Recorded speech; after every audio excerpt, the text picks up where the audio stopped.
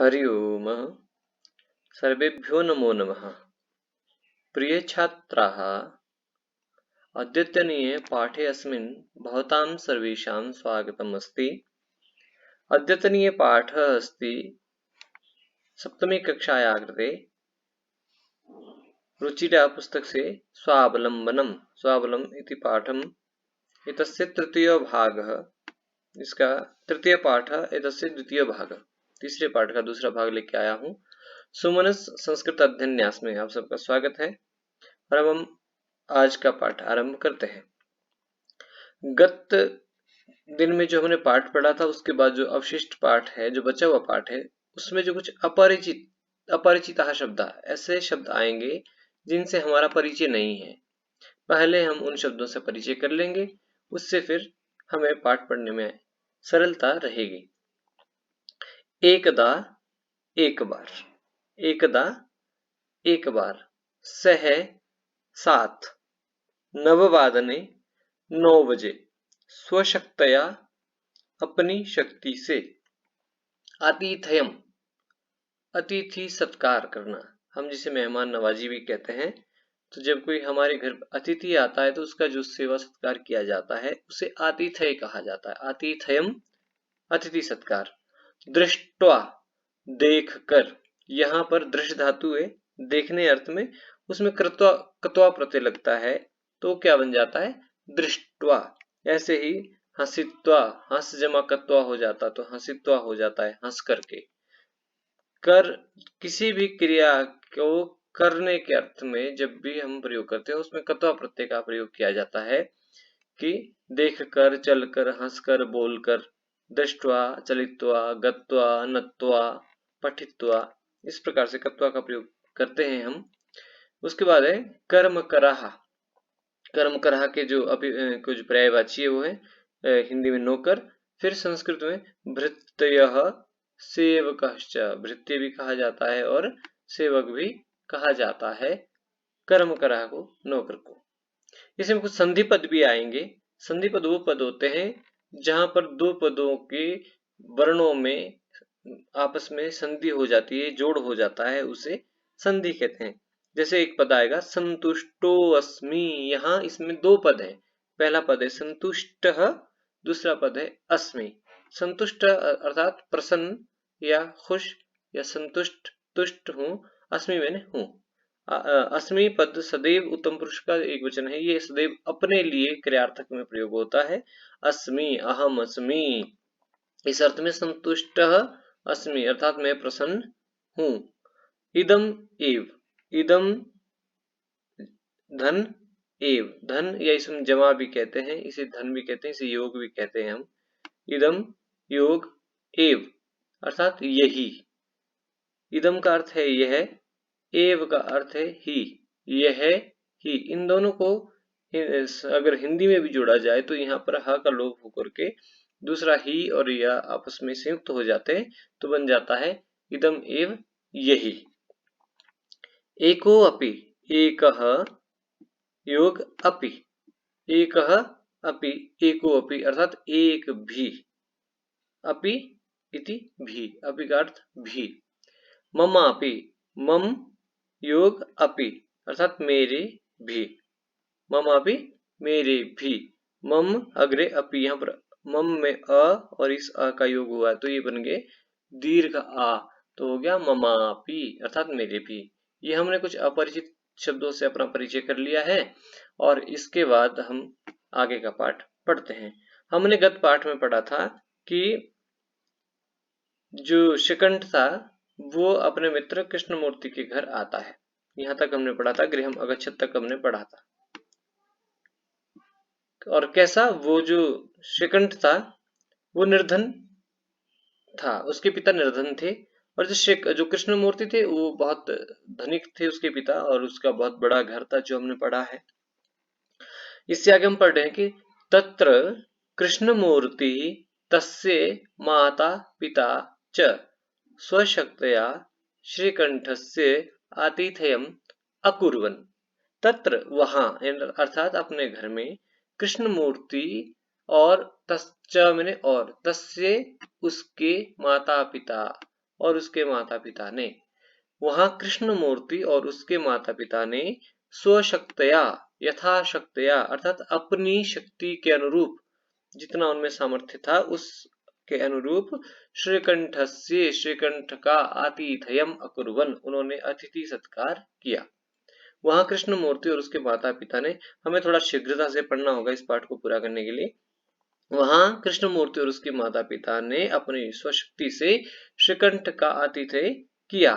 एतत् दृष्ट्वा, ऐसा देख करके, श्रीकंठः अकथयत्, श्रीकंठ ने कहा, मित्र, हे मित्र, अहम भवतां सत्कारेण संतुष्टोऽस्मि। अहम, मैं, भवताम, आपके, सत्कारेण, सत्कार से, संतुष्टोऽस्मि, संतुष्ट हूँ। केवलम इदमेव मम दुःखम, केवलम, केवल मात्र, इदम एव, यही जो मैंने बताया था ना, इदम एव, मात्र यही एक, मम दुःखम, मेरा दुख है, मुझे मात्र एक ही दुख है। मैं आपके पास आया हूं, मैं बहुत आपकी सेवा से संतुष्ट हूं, लेकिन मुझे मात्र एक ही दुख है। वो क्या? यत, यत मैंने की। जब हम की कहीं प्रयोग करते हैं तो वहां यत का प्रयोग किया जाता है। यत मैंने की, केवल यही एक दुख है कि तव गृहे एकोपि भृत्यः नास्ति। तव गृहे, तुम्हारे घर पर, एको अपि, एकः अपि, एक भी, भृत्यः नौकर, नास्ति न, योग अस्ति, न के साथ अस्ति जुड़ा है, न मैंने नहीं, अस्ति मैंने है। मुझे एक ही दुख है कि आपके घर में एक भी भृत्य, एक भी नौकर, एक भी सेवक नहीं है। मम सत्काराय, मेरे सत्कार के लिए, भवताम बहु कष्टम जातम, मम सत्काराय, मेरा सत्कार करने के लिए, भवताम, आप सबको, बहु कष्टम जातम, बहुत कष्ट करना पड़ा। मम गृहे तु बहवः कर्मकरः सन्ति। देखो यहाँ पर एक प्रयोग, एक शब्द का प्रयोग किया भृत्य, और यहाँ एक दूसरे अन्य शब्द का प्रयोग किया है कर्मकरः, अर्थ वही है।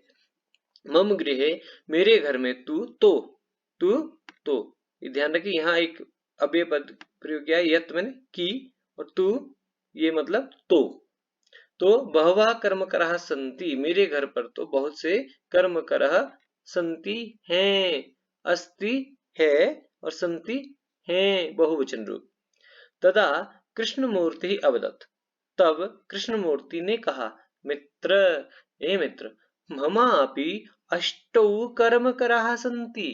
मित्र, हे मित्र, ममापि, मम अग्रे अपि, मम योग अपि, मेरे भी, अष्टौ, 8 कर्मकराः सेवक, सन्ति है, मेरे भी 8 सेवक है।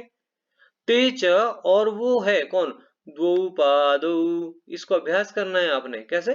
द्वौ पादौ, दो पांव, द्वौ हस्तौ, दो हाथ, द्वे नेत्रे, दो आंखें, द्वे श्रोत्रे इति, और दो कान। कितने हो गए? 8, है ना? अष्टावधान 8 हो गए हैं। कैसे कैसे हुए? देखिए, दो पादों, दो पांव, दो हस्तों, दो हाथ, दो नेत्रे, दो आंखें, और द्वे श्रोत्रे, दो कान। कितने हो गए? 8। तो उसने कहा कि मेरे भी 8 कर्म करा नौकर है। अब ये जो गद्यांश हमने पढ़ा, इसका थोड़ा सा स्व परीक्षण अर्थात अपनी परीक्षा स्वयं कर लेते हैं। हमने क्या पढ़ा? श्रीकंठः कतिवादने तस्य गृहम् अगच्छत्। श्रीकंठ कितने बजे उसके घर आया? तो हमने पिछले पार्ट में पढ़ा था, वो नववादने तस्य गृहम् अगच्छत्, वो 9 बजे उसके घर आया था सुबह। श्रीकंठः किम अकथयत्, श्रीकंठ ने क्या कहा? श्रीकंठ ने क्या कहा? श्रीकंठ ने कहा था, मित्र, हे मित्र, अहम भवताम सत्कारेण, हे मित्र, मैं आपके सत्कार से संतुष्ट अस्मि, मैं आपके सत्कार से, सेवा भाव से बहुत संतुष्ट हूँ, ये श्रीकंठ ने कहा था। कस्य गृहे भृत्यः नास्ति, किसके घर पर नौकर नहीं है? किसके घर पर नौकर नहीं थे? श्रीकंठ के घर पर नौकर नहीं थे, नहीं, कृष्णमूर्ति के घर पे नौकर नहीं थे, ऐसा ही है। आप पुनः सोच ले। हाँ, कृष्णमूर्ते गृहे भृत्या न नास्ति, भृत्य नास्ति, कृष्णमूर्ति के घर पे भृत्य नहीं, ये नौकर नहीं थे, श्रीकंठ के घर पे नौकर थे। अब हम अग्रिम गद्यांश पढ़ते हैं। एते प्रतिक्षणम, उसने कहा कि मेरे 8 भृत्य नौकर है। एते प्रतिक्षणम मम सहायका, ये सभी प्रतिक्षणम क्षणम क्षणम प्रति, हर एक पल में मेरे सहायक होते हैं, मेरी सेवा करते हैं। मेरे पाँव, मेरी आंखें, मेरे कान, मेरे दो हाथ, ये जो है मेरी सेवा निरंतर करते रहते हैं।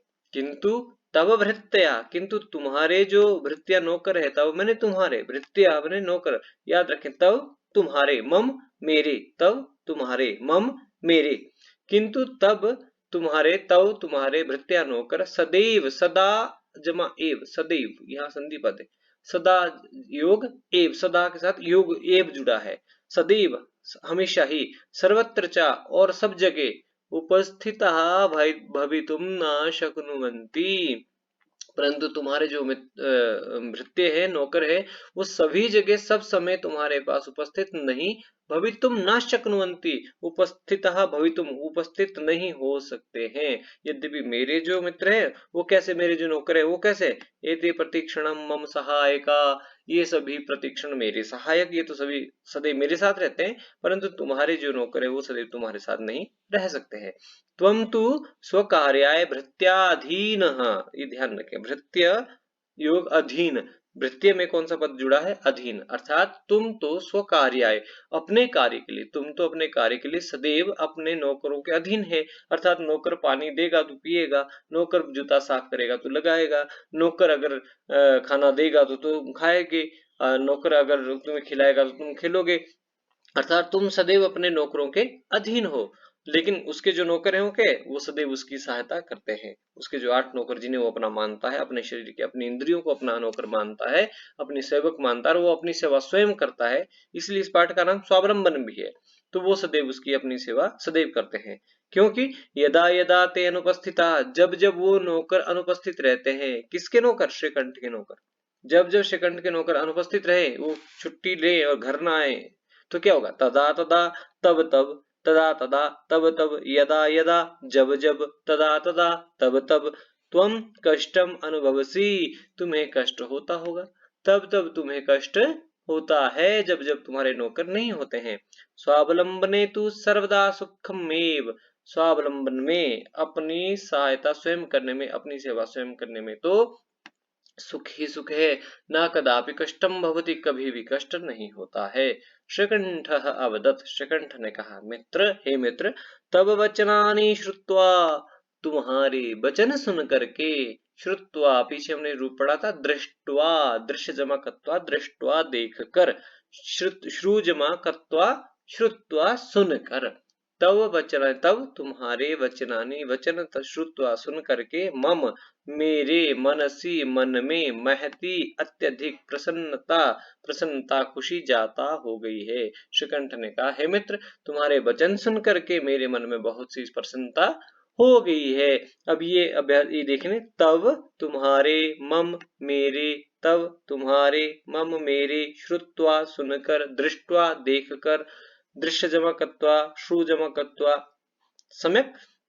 अधुना आज, अहम अपि, आज मैं भी, अहम अपि में भी, स्वकार्याणि अपने कार्य, स्वयं एव अपने आप ही, स्वयं जमा एव अपने आप, एव का मतलब ही, स्वयं एव अपने आप ही, कर्तुम इच्छामि करना चाहता हूँ, कर्तुम में यहाँ क्रिय धातु में तुम प्रत्यय लगा है, जिसके विषय में हम आगे भी विशेषता पढ़ेंगे। स्वयमेव कर्तुम इच्छामि, आज से लेकर अब मैं भी अपने काम स्वयं करना चाहता हूँ। केन अवदत्, केन उक्तवान, कहा उक्तवान, किसने कहा, श्रीकंठ अवदत्, कहा अवदत्, श्रीकंठ एतद् अवदत्, श्रीकंठ ने ये कहा। भवतु, अच्छा, 12:30 अब 12:30 बज गए हैं। कितने बजे आया था वो, 9 बजे आया था, अब कितने बज गए, 12:30 अब 12:30 बज गए हैं। सांप्रतम गृहं चलामि, अब मैं घर चलता हूँ। ये हमारा आज का पाठ पूरा होता है, और इसका फिर से पुनर्परीक्षण कर लेते हैं। कृष्ण मूर्ति है अष्टो कर्म करा के संति, कृष्ण मूर्ति के जो 8 कर्म करते, नौकर थे, कौन कौन से थे, वो थे, तेजा 2 पादौ, 2 हस्तौ, 2 नेत्रे, 2 पांव, 2 हाथ, 2 आंखें, 2 श्रोत्रे और 2 कान, ये 8 उसके सेवक थे। अच्छा, अब ममापि अष्टौ, यहां से लेकर गृहं चलामि यहाँ तक का जो गद्यांश है, ये देखिए यहाँ से ममापि अष्टौ, मेरे भी 8 कर्म करा संति सेवके यहाँ से लेकर और सांप्रतम गृहं चलामि यहाँ तक का जो गद्यांश है, इस गद्यांश का हम अस्य गद्यांशस्य हिंदी अनुवादम लिखन्तु, इसका हिंदी अनुवाद आप लिखेंगे और पाठ को पुनः से पढ़ेंगे। तावत् शुभम मंगलम। धन्यवाद।